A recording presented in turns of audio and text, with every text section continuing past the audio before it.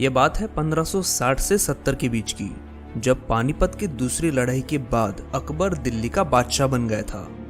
अकबर ने अपना साम्राज्य विस्तार चालू किया और पूरे हिंदुस्तान के राजाओं ने उसका आधिपत्य स्वीकार कर लिया था।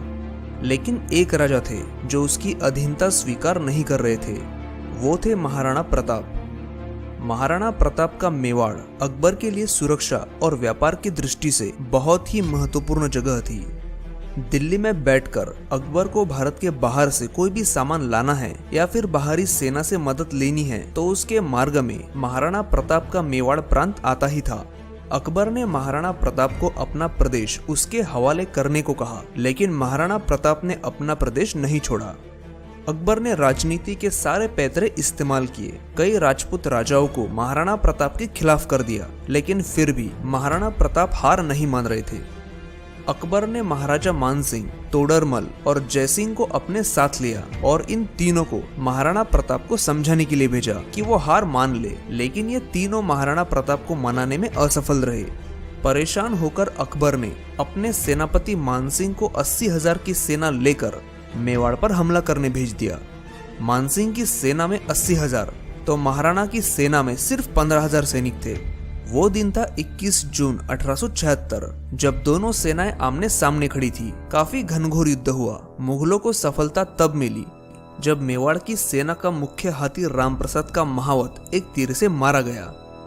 महाराणा प्रताप अपने घोड़े चेतक पर सवार होकर हाथी पर बैठे मानसिंह के सामने आए और उस पर अपने भाले से जबरदस्त हमला किया। हमले में मानसिंह भी जख्मी हुआ और उसका महावत भी, लेकिन उसी समय उसके हाथी के सूंड में जो तलवार थी उससे चेतक के पैर घायल हो गए।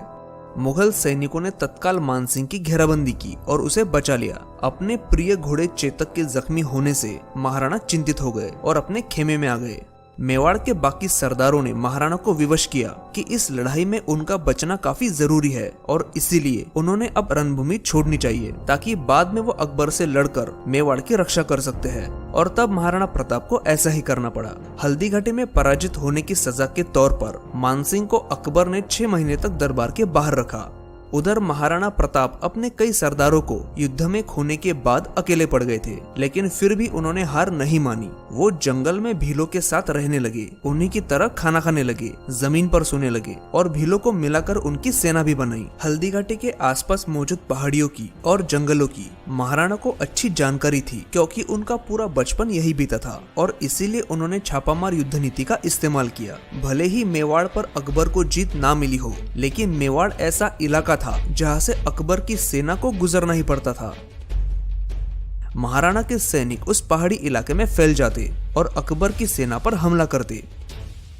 महाराणा प्रताप गुप्त रास्तों से निकलकर जंगलों में मुगलों की सेना के सामने कभी भी आ जाते। मुगलों को मानो ऐसा लगता था कि महाराणा 100 जगहों पर एक साथ मौजूद है। इस तरह मुगलों का मनोबल कम होने लगा, उनके रास्ते बंद होने लगे और रसद भी एक जगह से दूसरी जगह पहुंच नहीं पा रही थी। इस बीच देवर की लड़ाई में महाराणा के बेटे अमर सिंह ने मुगलों के सेनापति सुल्तान खां के उसके घोड़े के साथ 2 टुकड़े कर दिए थे और महाराणा प्रताप ने इसी समय एक साथ मुगलों की 36 छावनियां ध्वस्त कर दी।